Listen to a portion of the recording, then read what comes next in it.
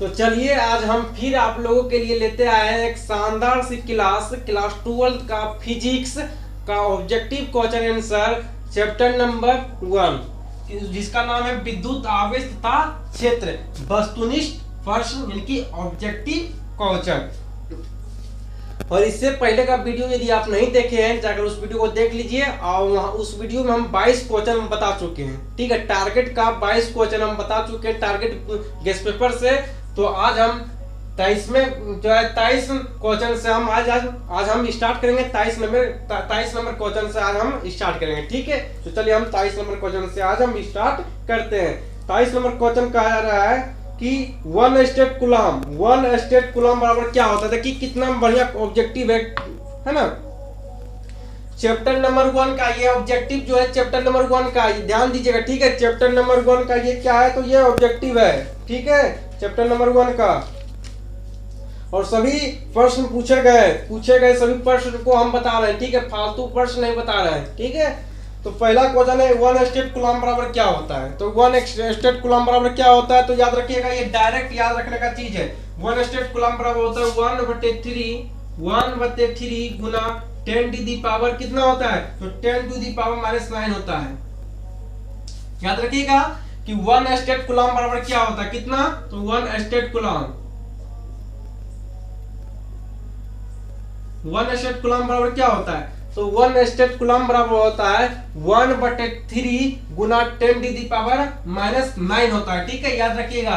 तो option number कितना होगा, ऑप्शन नंबर डी होगा। आपको सामने दिखाई दे रहा होगा कि ऑप्शन नंबर इसका डी आपका राइट होगा। ठीक है, सिर्फ आंसर देखकर है ना, देखकर आप लगा मत दीजिए। ठीक है, समझने का प्रयास कीजिए। वन स्टेट कूलम बराबर क्या होता है, तो 1/3 गुना 10 टू दी पावर 9 होता है।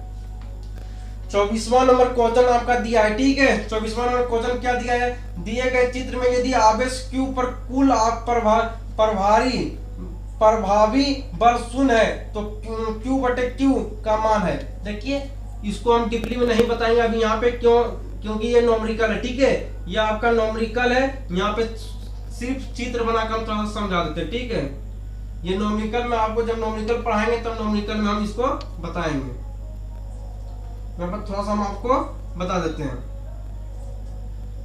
ये आपका आर हो गया था कि यहाँ पे कहा जा रहा है कि दिए गए चित्र में यदि आवेश Q पर कुल प्रभावी बल 0 है तो Q/Q का मान कितना होगा। याद रखिएगा, इसका मान होता है 2√2 होता है, 2√2 होता है। याद रखिएगा, ठीक है, 2√2 होता है। ठीक है, ये याद रख लीजिए। अभी यहाँ पे जब हम जो इसका नॉमरिकल सॉल्व करवाएंगे तो उसमें हम बताएंगे, क्योंकि यहाँ यदि हम बताने लगे तो ऑब्जेक्टिव मेरा नहीं क्लियर होगा। ठीक है, तो हम तो इसको जो है ये 10 मिनट लगेगा इसको बताने में, है ना। चलिए, इसका ऑप्शन नंबर आपका बी सही होगा।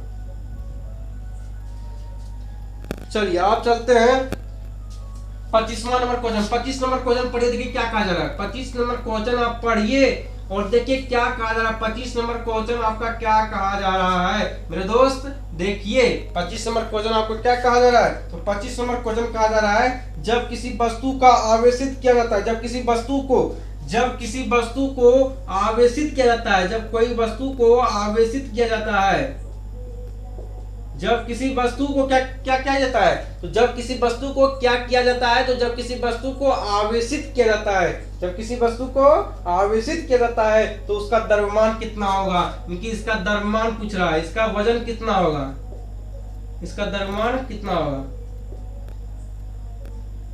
इसका द्रव्यमान कितना होगा। देखिए इसका द्रव्यमान बढ़ेगा और घटेगा, क्योंकि एक निश्चित नहीं रहेगा। इसका द्रव्यमान जो है निश्चित नहीं रहेगा, कभी जो है कम, इसका जो है वजन कभी कम होगा कभी बेसी होगा, है ना। कभी कम कभी बेसी, कभी कम कभी बेसी होते रहेगा। ठीक है, इसका कभी निश्चित नहीं होगा, कभी इसका निश्चित नहीं, कभी बढ़ जाएगा, कभी इसका आवेशित जो था वो कभी ये आवेशित बढ़ जाएगा, कभी तो घट जाएगा, है ना। तो ये कभी निश्चित नहीं हो सकता, ये कभी निश्चित नहीं हो सकता। ये बढ़ भी सकता है और घट भी सकता है। ये क्या हो सकता है, तो बढ़ सकता है, बढ़ या घट सकता है, घट सकता है। ठीक है, याद रखिए। तो ऑप्शन नंबर आपका सही कितना होगा, डी। 25 का सही कितना होगा, 25 का डी सही होगा। चलिए 26वां नंबर क्वेश्चन। 26 नंबर क्वेश्चन कहा जा रहा है तो 26 नंबर क्वेश्चन आपका क्या कहा जा रहा है? तो 26 नंबर क्वेश्चन कहा जाता है विद्युतशीलता का एसआई मात्रक क्या होता है? विद्युतशीलता का एसआई मात्रक, विद्युतशीलता का क्या पूछ रहा है? तो एसआई मात्रक पूछ रहा है। तो बताइए विद्युतशीलता का एसआई मात्रक क्या होता है? याद रखिएगा विद्युतशीलता का एसआई मात्रक क्या होता है? Newton inverse, newton metre square, newton metre square, newton metre inverse coulomb inverse, coulomb square, sorry coulomb square, newton inverse metre cube metre square और कूलॉम स्क्वायर, यही आपका क्या होता है? तो यही आपका जो है विद्युतशीलता का ये फॉर्मूला होता है। ठीक है, विद्युतशीलता का फॉर्मूला आप याद रखिएगा, ये बोर्ड एग्जाम में बार बार पूछा जाता है। 26 का ऑप्शन नंबर ए सही होगा आपका। ठीक है, यही सारा चीज तो समझना है। चलिए, और कितना नंबर था ये? 26 नंबर। अब 27 नंबर देखेंगे। 27 नंबर क्वेश्चन पढ़िए। 27 नंबर क्वेश्चन क्या कहा जा रहा है? पढ़िए 27 नंबर क्वेश्चन पढ़िए। चलिए हम बताते हैं 27 नंबर क्वेश्चन। 27 नंबर क्वेश्चन कहा जा रहा है एक ही पदार्थ के धातु के दो गोले, एक ही पदार्थ के धातु के दो गोले हैं, एक ही पदार्थ के धातु के दो गोले हैं, एक ही पदार्थ के धातु के दो गोले हैं ए तथा बी। एक का नाम ए रख दिया, एक का नाम बी रख दिया, और दोनों क्या है? एक ही धातु का बना है, जिसका एक का नाम ए है, दूसरा का नाम बी है। ठीक है, एक पर प्लस क्यू आवेश है, एक पर क्या है? एक पर जो है प्लस क्यू आवेश, इस पर जो है एक गोले पर प्लस क्यू आवेश है, एक गोले पर जो है, चलिए यहाँ पे धातु इसमें हम नीचे रखते हैं, यहाँ एक पर प्लस क्यू आवेश है और धातु यहाँ पे लिख देते हैं। एक पर प्लस क्यू आवेश है और एक पर क्या है? तो एक पर माइनस क्यू आवेश है, एक पर माइनस क्यू आवेश है। ठीक है, दिया गया क्या होगा? एक का द्रव्यमान बढ़ जाएगा, बी का द्रव्यमान बढ़ जाएगा। ऑप्शन नंबर सी आपका द्रव्यमान पर कोई प्रभाव नहीं पड़ेगा, ऑप्शन नंबर सी आपका है इनमें से कोई नहीं। तो क्या होगा? बी का द्रव्यमान बढ़ जाएगा, बी का द्रव्यमान क्या होगा? तो बढ़ जाएगा। याद रखिएगा कि यहाँ देखिए क्या कहा जा रहा है, एक ही पदार्थ के दो धातु के गोले हैं, ए तथा बी दिए गए हैं, एक पर प्लस क्यू आवेश है, इस पर क्या? इस गोले पर प्लस क्यू आवेश है और इस गोले पर माइनस क्यू आवेश है, तो इसका द्रव्यमान क्या बढ़ेगा? इसका द्रव्यमान बढ़ेगा। क्यों? चलिए ट्रिक्स आपको बताते हैं, ट्रिक से याद रखिएगा, है ना, ट्रिक से याद रखिएगा, चुटकियों में ये सोल्व हो जाएगा, है ना, ज्यादा हम डीपली में नहीं जाएंगे। ठीक है, देखिए समझिए, समझाने के लिए बताते हैं। कोई व्यक्ति के पास रुपया नहीं है, याद रखिएगा, किसी भी इंसान के पास मान लीजिए कि किसी भी इंसान के पास पैसा नहीं है, किसी के इंसान के पास पैसा नहीं है, तो वो क्या सोचेगा? वो धनी होना चाहेगा। इसका पर नेगेटिव रहे तो माइनस मतलब क्या समझ लेंगे? माइनस मतलब समझ लीजिएगा कि पैसे की कमी है, पैसे की मान लीजिए कि ये इस इंसान के पास पैसे की कमी है, इस इंसान के पास पैसे की कमी है, इस इंसान के पास जो है पैसे की कमी है, और जिस इंसान के पास पैसे की कमी रहता है वो सोचता है कि यार हमको मेरे पास कहाँ से कहाँ पैसा आ जाए, है ना, कहाँ से हम पैसा इतना कमा ले कि हम धनी हो जाए, तो वो हमेशा धनी होने की कोशिश करता है। और जो पहले समीर है, ये प्लस वाला ये पहले समीर है, तो ये धनी होना नहीं चाहेगा, है ना, ये तो कहेगा यार हम तो अपने खुद धनी है, ये है, हम धनी होकर की करेंगे, हम तो लोगों को पैसा बांटते हैं, हम तो इसको देते हैं, उसको देते हैं, मेरे अंदर इतना आदमी काम करता है, उतना आदमी काम करता है, लेकिन जो गरीब है वो सोचेगा यार कहाँ से हमको 2 रुपया मिल जाए, हम थोड़ा सा जो है 2 वक्त की रोटी अच्छा जुड़ जाए, है ना। तो यानी कि जिसके पास रुपया नहीं है तो वो हमेशा सोचेगा कि हम धनी हुए, तो ये माइनस, इस पर क्या माइनस चार्ज है, तो ये हमेशा क्या सोचेगा कि हम धनी हो जाए, यानी कि इसका द्रव्यमान बढ़ जाएगा, इसका द्रव्यमान, ये हमेशा अपना द्रव्यमान को बढ़ाना चाहेगा, यानी कि अपने रुपया को ये बढ़ाना चाहेगा। लेकिन ये प्लस वाला जो धनी आदमी है, ये अपना रुपया को बढ़ाना नहीं चाहेगा, ये अपना रुपया कहेगा यार हम तो गरीब, हम तो अमीर है, मेरा रुपया बढ़वे करेगा, इसको तो बढ़वे करेगा। लेकिन ये माइनस वाला क्या कहेगा, यार हमको रुपया, यानी कि ये हमेशा अपना रुपया को बढ़ाना चाहेगा, है ना, प्रतिदिन काम करेगा, है ना, प्रतिदिन काम करेगा, कमाएगा, है ना, 500 1000 रुपया इसी प्रकार जोड़ के रख ले जाएगा, है ना, क्योंकि इसी प्रकार ये धनी होता जाएगा, है ना, ये धनी होना। माइनस वाला जो गरीब रहता है, गरीब इंसान सोचता है कि हम धनी हो, ठीक है, धनी हो गए। तो ये इस पर इसका कहने मतलब यह है कि इस पर जो है द्रव्यमान बढ़ेगा, बी का द्रव्यमान बढ़ेगा, याद रखिएगा बी का द्रव्यमान क्या होगा, तो बी का द्रव्यमान बढ़ेगा, तो ऑप्शन नंबर बी सही होगा। चलिए 28 नंबर क्वेश्चन क्या कहा जा रहा है, 28 नंबर क्वेश्चन उसी प्रकार है, धातु के बने गोले को धन आवेश दिया गया तथा गोले ए के बराबर द्रव्यमान के दूसरे धातु के गोले बी का उतने ही परिमाण का ऋण आवेश दिया गया है। जितना धन आवेश गोले ए को दिया गया था, तो देखिए 2018 में ये क्वेश्चन पूछा गया, 2018 में ये क्वेश्चन पूछा गया था। धातु के बने गोले ए को धन आवेश दिया गया, धातु के एक गोला बना है जिसको धातु के एक गोला बना गया जिसको धन आवेश दिया गया, एक दिया गया तथा गोले के बराबर द्रव्यमान के दूसरे धातु के गोले को बी का उतने ही परिमाण का ऋण आवेश दिया गया। जितना धन आवेश गोले ए को दिया गया था, तो क्या होगा, तो याद रखिएगा बी का द्रव्यमान बढ़ जाएगा। हमेशा रखिए ए का पूछ रहा है, ए का यहाँ पे दिया है, ए का दिया है, तो बी का द्रव्यमान, बी का जो है गोले बी का द्रव्यमान जो है क्या हुआ, तो घट जाएगा, याद रखिएगा, सॉरी गोले बी का द्रव्यमान बढ़ जाएगा, ठीक है, याद रखिएगा गोले बी का द्रव्यमान बढ़ेगा, ये माइनस है तो हमेशा याद रखें माइनस मतलब बढ़ता है, तो गोले बी का द्रव्यमान बढ़ जाएगा, ऑप्शन नंबर डी सही होगा। उतना दिमाग नहीं लगाना है, ये देना है, यदि इस प्रकार का क्वेश्चन आए, ए बी वाला क्वेश्चन आए, तो हमेशा ए बी का यदि क्वेश्चन आपके पास आए, ए और बी इसी प्रकार का क्वेश्चन आए, तो समझ लीजिएगा कि बी में ही ग्रोथ होगा, बी का ही बढ़ेगा, हमेशा याद रखिएगा कि बी में ही ग्रोथ होगा। इस प्रकार के बोर्ड एग्जाम में क्वेश्चन बार बार पूछता है मेरे दोस्त, क्यों जानते हो, फंसाने के लिए, है ना, बच्चे फंसे।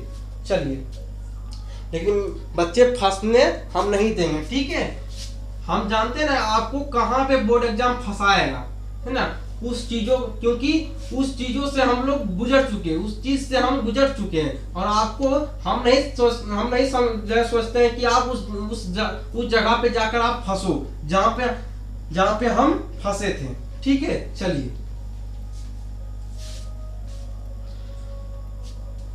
28 number question, sorry 29 number question, एक बात तो आपको समझ आ गया कि ए और बी इस प्रकार का क्वेश्चन आए, समझ लीजिएगा कि बी का द्रव्यमान बढ़ेगा, बी का द्रव्यमान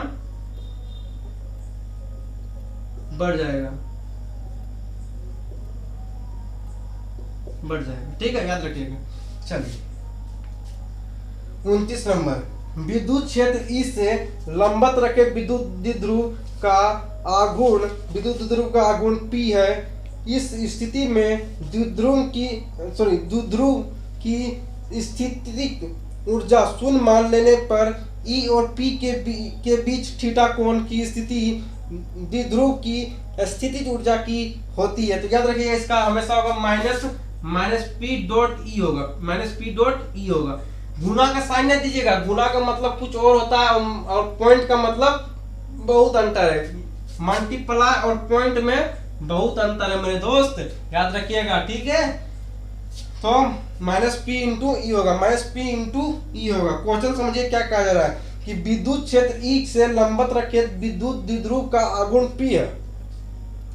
इस स्थिति में द्विध्रुव की स्थितिक ऊर्जा शून्य मान लेने पर ई पर P के बीच थीटा कोण की स्थिति में द्विध्रुव की स्थितिज ऊर्जा होती है। देखिए थीटा कोण कह रहा है, तो जब थीटा कोण का है तो समझ लीजिएगा कि उसका क्या होगा, माइनस पी डॉट ई होगा। जब थीटा का है तब, जब थीटा कोण का है तो समझ लीजिएगा माइनस पी इंटू ई ही होगा, है ना।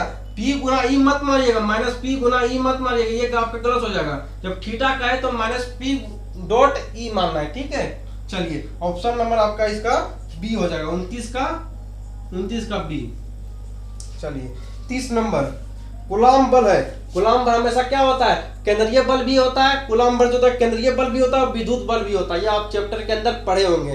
कूलॉम बल जो होता है वह केंद्रीय बल भी होता है और क्या होता है, तो वो विद्युतीय बल भी होता है। ए और बी दोनों राइट होगा, यानी ऑप्शन नंबर सी आपका राइट होगा। चलिए अब आते हैं 31 नंबर क्वेश्चन में।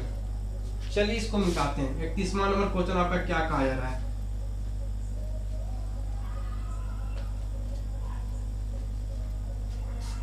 चलिए 31। देखिए अभी से मेहनत करते रहो, ठीक है मेरे भाई, अभी से यदि आप मेहनत करते हो तो देखिए आज आप मन लगाकर पढ़ लीजिए, ठीक है। और कल तो यार मस्ती करने के लिए बहुत ही समय है। यदि आज आप अपने आप को पढ़ाई में बिजी रखते हो तो याद रखिएगा ये दिन आपका, वो दिन आपका दूर नहीं है जब आपका सफलता भी स्वर मचाएगा, है ना। तो अभी मेहनत कर लो मेरे दोस्त, मेहनत कर लो, उसके बाद जो होगा तो देखा जाएगा, ठीक है। यदि समरूप विद्युत 31 नंबर क्वेश्चन पर ध्यान दीजिएगा, बहुत बढ़िया क्वेश्चन है जो कि पूछा गया, क्वेश्चन 2009 में पूछा गया है, 2009 में क्वेश्चन पूछा गया, याद रखिएगा 31 नंबर क्वेश्चन। यदि समरूप विद्युत क्षेत्र x अक्ष की दिशा में, समरूप विद्युत क्षेत्र x अक्ष की दिशा में, याद रखिएगा x अक्ष की दिशा में, x अक्ष की दिशा में समरूप विद्युत क्षेत्र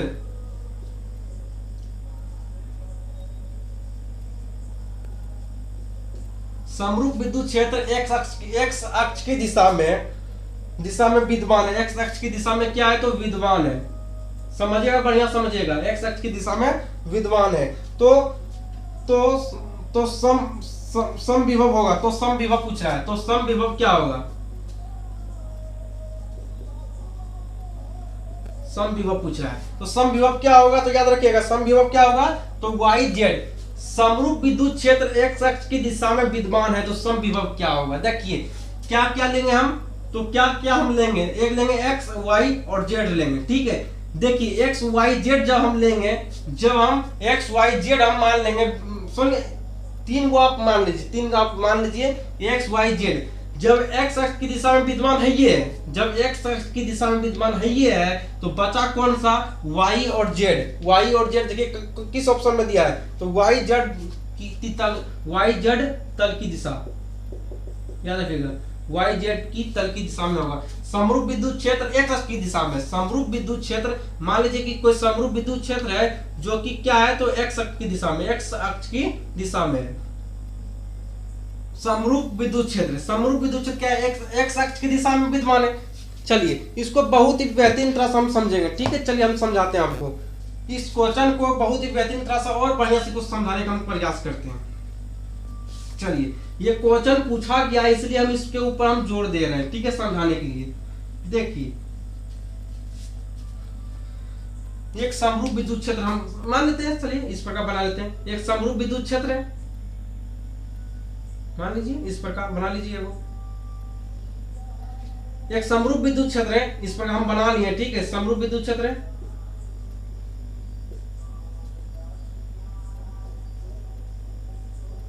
समरूप विद्युत क्षेत्र देखिए क्या कर रहा है x अक्ष की दिशा में, तो ये वाला क्या होता है, ये x अक्ष होता है, ये वाला x अक्ष होता है, x अक्ष की दिशा में। आइए आपको इस पॉइंट को मान लीजिए, आप क्या मान लीजिए, इसको मान लीजिए z मान लीजिए, आइए आपका क्या था y होता है, ये y हो जाता है ना। ये पूरा लाइन क्या होता है, ये पूरा लाइन x, ये x होता है, ये x डेट होता है, ये y होता है, ये y डैश होता है, ये y डैश होता है। तो इस बिंदु को आप z मान लीजिए, इस बिंदु को आप z मान लीजिए, इसको x मान लीजिए, इसको y मान लीजिए, ठीक है। आप देखिए हम कहने का मतलब आपको समझाना हम क्या चाह रहे हैं। इस प्रकार का चित्र बन गया, इस प्रकार का आपका चित्र बन गया, इस प्रकार चित्र बन गया, ये x, इस पॉइंट को z आप मान लिए, इसको y मान लिए।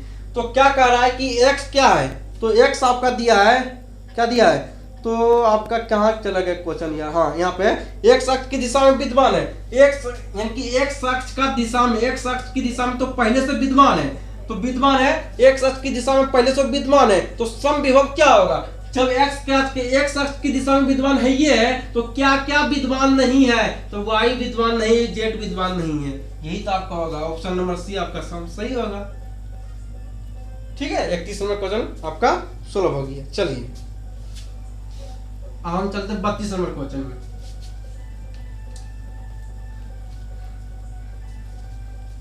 देखिए 32 नंबर क्वेश्चन आपका क्या कहा जा रहा है, ठीक है, ध्यान दीजिएगा, 32 नंबर क्वेश्चन पे आप ध्यान दीजिएगा, ठीक है। चलिए बताते हैं 32 नंबर क्वेश्चन आपका क्या कहा जा रहा है। तो 32 नंबर क्वेश्चन आपका दिया है कि विद्युत आवेश का क्वांटम ईएसयू मात्रक क्या होता है।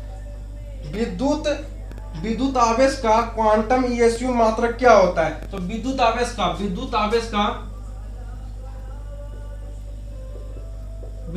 का क्वांटम यशु मात्रक। क्वांटम यशु मात्रक क्या होता है? याद रखिए क्वांटम यशु मात्रक होता है 2.99 गुना 10 टू दी पावर कितना होता है? तो 10 टू दी पावर 9 होता है। विद्युत आवेश का क्वांटम यशु मात्रक क्या होता है? तो विद्युत आवेश का क्वांटम यशु मात्रक होता है 2.99 गुना 10 टू दी पावर 9 होता है। इनकी ऑप्शन नंबर आपका क्या होगा? ऑप्शन नंबर आपका 32 का सी सही होगा। चलिए 33 नंबर क्वेश्चन क्या कहा जा रहा है? 33 नंबर आपका क्वेश्चन कहा जा रहा है स्थिर विद्युत क्षेत्र होता है। स्थिर विद्युत क्षेत्र क्या होता है? याद रखिएगा कोई भी स्थिर विद्युत क्षेत्र हो, कैसा विद्युत क्षेत्र? तो स्थिर विद्युत क्षेत्र। स्थिर विद्युत क्षेत्र यदि आपके बोर्ड एग्जाम में पूछा जाए, जो कि ये क्वेश्चन शायद पूछा गया है 33 नंबर क्वेश्चन पे विशेष करके ध्यान दीजिएगा मेरे प्यारे भाइयों और मेरी प्यारी बहना, क्योंकि ये क्वेश्चन BSEB बोर्ड पूछा गया है 33 नंबर क्वेश्चन जो पूछा गया है 2010 में पूछा गया और 2011 में क्वेश्चन पूछा गया है। हो सके 2024 बोर्ड एग्जाम में पूछ दिया जाए। स्थिर विद्युत क्षेत्र होता है, तो स्थिर विद्युत क्षेत्र जो होता है वो संरक्षी होता है। याद रखिएगा स्थिर विद्युत क्षेत्र जो होता है वो संरक्षी होता है, संरक्षी होता है। ऑप्शन नंबर आपका ए सही होगा। चलिए 34 नंबर क्वेश्चन पढ़ेंगे। एक एकांकी चालक के लिए निम्न में से कौन अनुपात अचर होता है? एक एकांकी चालक के लिए निम्नलिखित में से कौन अनुपात अचर होता है? तो याद रखिएगा कुल आवेश बटे विभव। कुल आवेश बटे विभव क्या होता है? तो अचर होता है। कुल आवेश बटे विभव। कुल आवेश बटे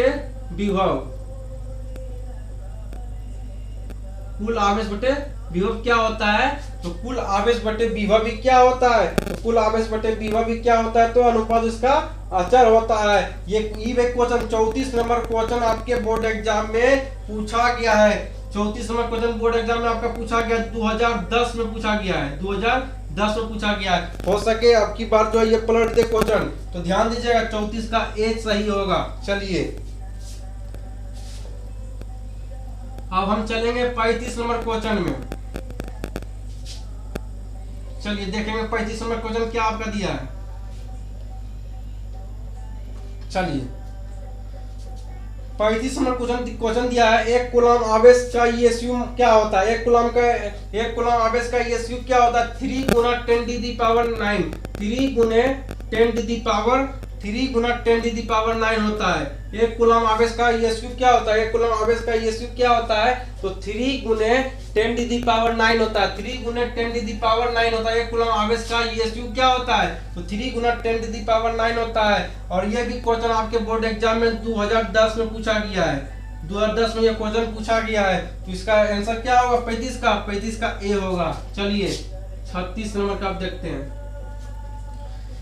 36 नंबर क्या कहा जा रहा है कि ये क्वेश्चन 2015 में पूछा गया है। 36 नंबर का क्वेश्चन जो है 2015 में पूछा गया है। 36 नंबर क्वेश्चन क्या कहा जा रहा है? 36 नंबर क्वेश्चन कहा जा रहा है एक विद्युतीय द्विध्रुव दो विपरीत आवेश से बना है जिनके परिणाम इतना और इतना दिया प्लस 3.2 गुना 10 टू दी पावर 9 कूलम एवं माइनस 3.2 गुना 10 टू दी पावर 19 कूलम है और उनके बीच की दूरी 2.4 गुना 10 to the power minus 10 metre है। तो विद्युत द्विध्रुव का आघूर्ण क्या है? तो विद्युत द्विध्रुव का आघूर्ण क्या होगा? तो याद रखिएगा 7.68 गुना 10 टू दी पावर माइनस 29 होगा। 29 कूलम होगा। याद रखिएगा ये भी क्वेश्चन बोर्ड एग्जाम में जो है पूछा गया 2015 में। तो ऑप्शन नंबर आपका 36 का ऑप्शन नंबर आपका सही होगा क्या?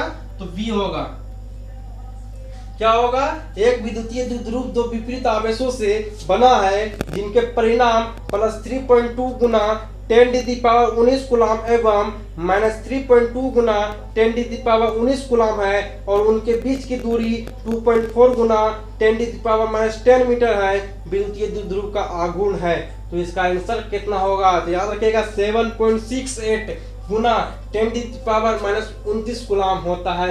ये सभी न्यूमेरिकल है मेरे दोस्त, डायरेक्ट इसका आंसर याद कर लीजिए। ठीक है चलिए 37 नंबर क्वेश्चन एक आवेशित चालक की सतह के किसी बिंदु पर विद्युत क्षेत्र की तीव्रता क्या होती है? याद रखिएगा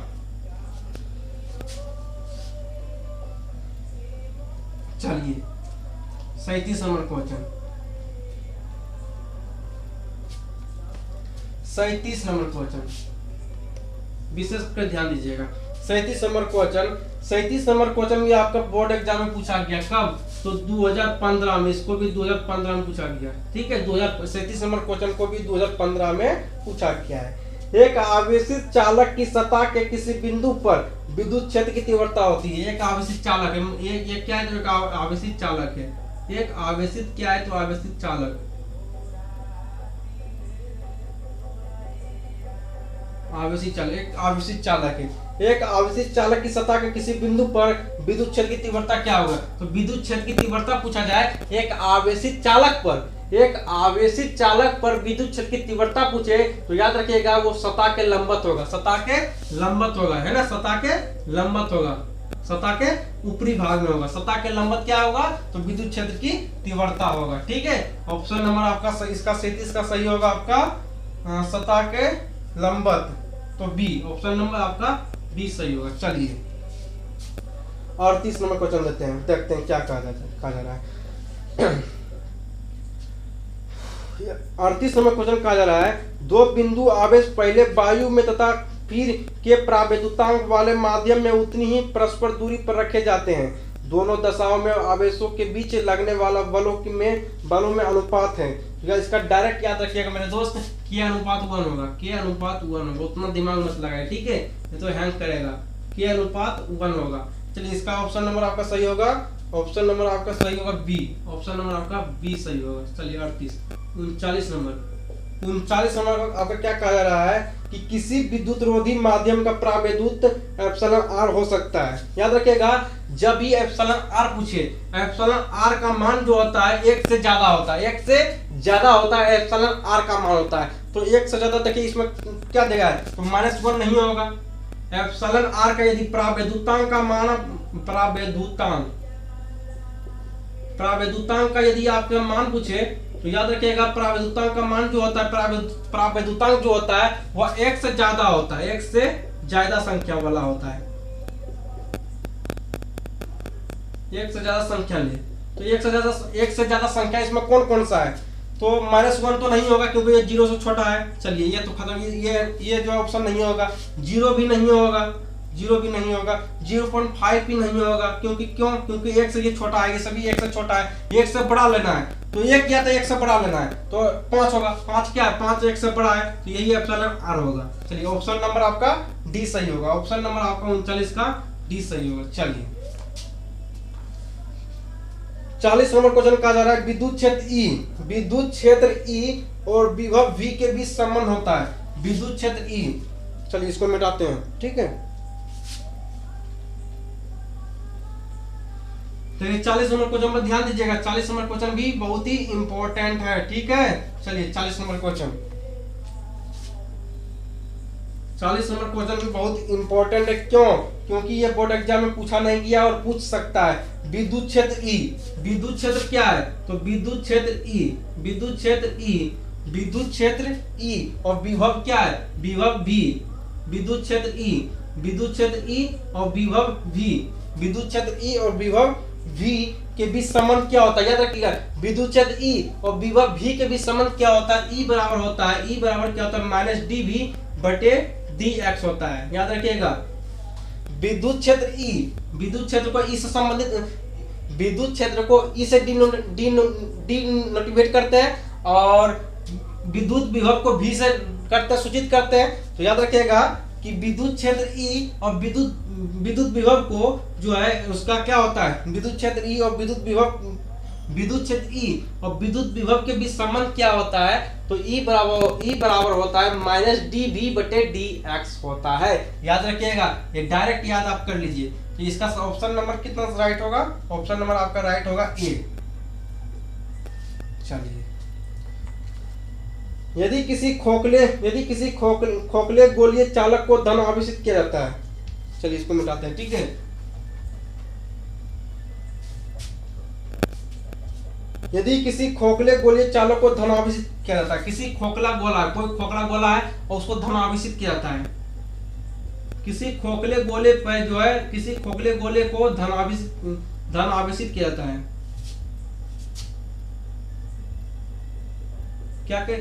किसी खोखले गोले पर क्या किया जा रहा है, तो किसी खोखले गोलों को धनावेशित किया जाता है, धनावेशित किया जा रहा है। तो धन आवेशित किया जाए तो उसके भीतर का विभव क्या होगा, तो उसके भीतर का विभव क्या होगा, धनात्मक और समरूप होगा। जब उसके भीतर, ध्यान दीजिएगा, किसी खोखले गोले के अंदर धन आवेशित किया जा रहा है, समझने का प्रयास कीजिए। किसी खोखले गोले के अंदर, समझिए, किसी खोखले गोले के अंदर धन आवेशित किया जाएगा। जब धन आवेशित किया जाएगा तो क्वेश्चन क्या कहा जा रहा है कि किसी खोखले गोले चालक को धन आवेशित किया जाता है तो उसके भीतर क्या होगा, उसके भीतर का विभव क्या होगा। तो याद रखिए मेरे दोस्त, मान लीजिए अपने पर्स के अंदर 100 रुपया रखे हैं, ये अपने पर्स के अंदर 100 रुपया रखे हैं, तो क्या बढ़ के 10,000 हो जाएगा? वही 100 रुपया होगा, वही महात्मा गांधी का पैसा नहीं होगा आपके पास। उसी प्रकार जब इस खोखले गोले के अंदर धन आवेशित डाले हैं तो विभव कैसा होगा, धन आवेशित और समरूप होगा। याद रखिएगा, धन आवेशित और धनात्मक और समरूप। धनात्मक बोलिए, धनावेशित कहिए, सब एक ही होता है। धनात्मक बोलिए या तो धनावेशित कहिए, तो यह इसका क्या होगा, धनात्मक और समरूप, धनात्मक और समरूप।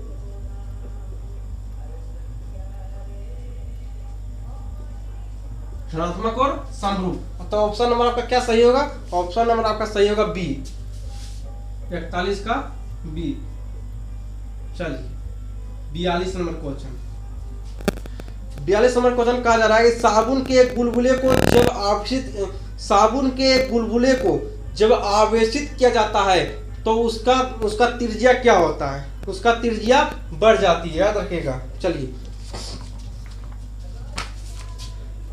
साबुन के एक बुलबुले को जब आवेशित किया जाता है तो उसकी त्रिज्या क्या होता है, उसकी त्रिज्या बढ़ जाती है। ऑप्शन नंबर ए सही होगा। जब साबुन के किसी बुलबुले को आवेशित, मान लीजिए कोई साबुन का बुलबुला है और उसको आवेशित करेंगे तो उसका त्रिज्या बढ़ेगा या घटेगा, बढ़ेगा ना। मान लीजिए कि आपका पॉकेट खाली है, और आपके पॉकेट खाली है और आपको हम जो है 2000 रुपया दे दे, तो आपका पॉकेट भरेगा क्या ना भरेगा? आपके पॉकेट में तो उससे पहले 1 भी रुपया, जब हम पैसा नहीं दिए थे आपको तो आपके पास 1 भी रुपया नहीं था। जब हम आपको 2000 रुपया दिए तो आपके पास कितना हो, 2000 रुपया। पहले तो आपके पास 1 भी रुपया नहीं था, लेकिन जब हम पैसे दिए आपको 2000 रुपया, हुआ कि नहीं हुआ, बढ़ा कि नहीं बढ़ा? तो क्या होगा, बढ़ेगा, त्रिज्या बढ़ेगा। जब साबुन के बुलबुले को आवेशित किया जाता है तो उसका क्या होगा, त्रिज्या बढ़ेगा या घटेगा? तो त्रिज्या बढ़ेगा। याद रखिएगा, जब आवेशित कर रहे हैं, यानी कि प्लस चार्ज दे रहा है, जब किसी को हम प्लस चार्ज देंगे, जब हम किसी को प्लस चार्ज देंगे, जब हम किसी के ऊपर प्लस चार्ज देंगे तो क्या होगा, उसका त्रिज्या बढ़ेगा या घटेगा? तो त्रिज्या हमेशा बढ़ेगा। क्यों? क्योंकि उसको धनावेशित कर रहे हैं, है ना।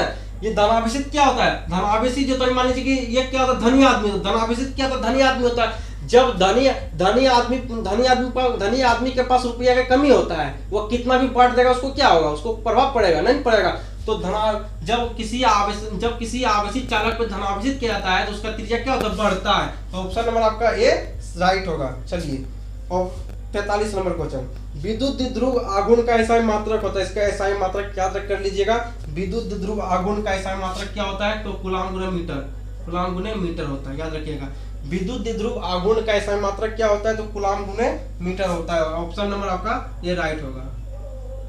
याद रखिएगा, विद्युत द्विध्रुव आघूर्ण का एसआई मात्रक क्या होता है, तो C गुणे M, यानी कि कूलाम गुणे मीटर। C को कूलाम कहते हैं और M को मीटर कहते हैं। याद रखिएगा, C को कूलाम और M को क्या कहते हैं, M को मीटर कहते हैं, यानी कि कूलाम गुणे मीटर। 44 नंबर क्वेश्चन देखिए क्या कहा जा रहा है। विद्युत क्षेत्र में प्रवेश करने वाले एक इलेक्ट्रॉन का प्रारंभिक वेग विद्युत क्षेत्र से भिन्न दिशा में है, तो विद्युत क्षेत्र में इलेक्ट्रॉन का पथ क्या होगा? तो इलेक्ट्रॉन का पथ हमेशा क्या होगा, परवलय होगा। 44 का क्या होगा, ऑप्शन नंबर डी होगा। याद रखिए, परवलय होगा। इसका हमेशा इसका जो है याद रखिएगा, विद्युत क्षेत्र में प्रवेश करने वाले एक इलेक्ट्रॉन का प्रारंभिक वेग कितना है, तो विद्युत क्षेत्र में प्रवेश करने वाले एक इलेक्ट्रॉन का प्रारंभिक वेग जो है विद्युत क्षेत्र से भिन्न दिशा में, विद्युत क्षेत्र के भिन्न दिशा में है, तो विद्युत क्षेत्र में इलेक्ट्रॉन का पथ क्या होगा? विद्युत क्षेत्र में इलेक्ट्रॉन का पथ क्या होगा? याद रखिए इलेक्ट्रॉन का पथ हमेशा क्या होगा? परवलय होगा, परवलय होगा। चलिए 45 नंबर क्वेश्चन आप जो है 45 नंबर क्वेश्चन में चलते हैं। तो ये 44 था, आपका 45 नंबर क्वेश्चन। देखिए 45 नंबर क्वेश्चन क्या कहा जा रहा है? 45 नंबर क्वेश्चन कहा जा रहा है कि एप्सिलॉन नोड, इसको क्या कहते हैं? एप्सिलॉन नोड यानी कि प्रावैद्युतांक। एप्सिलॉन नोड की बीमाएं क्या होती है? इसका बीमा पूछ रहा है, इसका बीमाएं। एप्सिलॉन नोड को क्या कहते हैं? एप्सिलॉन नोड को कहते हैं प्रावैद्युतांक। तो प्रावैद्युतांक का बीमा क्या होता है? तो प्रावैद्युतांक का बीमा होता है m inverse 1 L inverse 3 T पर पावर 4 A पर power 2 m inverse 1 L inverse 3 T पर पावर 4 A पर पावर 2। ठीक है, ये आपका क्या होता है? तो एप्सिलॉन नोट की बीमाएं होती है। बीमा याद रखिएगा, बीमा यदि आप याद नहीं रखते हो तो आप बोर्ड एग्जाम में फंस जाओगे, और ये पूछा जाता है, बीमाएं आपसे पूछा जाता है। तो बीमा आप याद रखिएगा कि एप्सिलॉन नोट की बीमाएं क्या होती है? तो m inverse 1 L inverse 3 T पर पावर 4 A पर पावर 2 होता है। यानी कि 45 का ऑप्शन नंबर आपका क्या सही होगा? ऑप्शन नंबर आपका बी राइट होगा। ठीक है, और आशा नहीं पूरा विश्वास आपके ऊपर है कि आपको बहुत ही बेहतरीन तरह से आपको समझ भी आया होगा। और इसी प्रकार हम चैप्टर नंबर 1 का ऑब्जेक्टिव करवाते जाएंगे टारगेट से, और टारगेट जब खत्म हो जाएगा तो क्वेश्चन बैंक से हम निकालेंगे क्वेश्चन छाट कर, और क्वेश्चन बैंक का जो ऑब्जेक्टिव करवाएंगे। ठीक है, तो आशा नहीं पूर्ण विश्वास है कि आपको पूरा वीडियो बहुत ही बेहतरीन तरह से समझ आया होगा।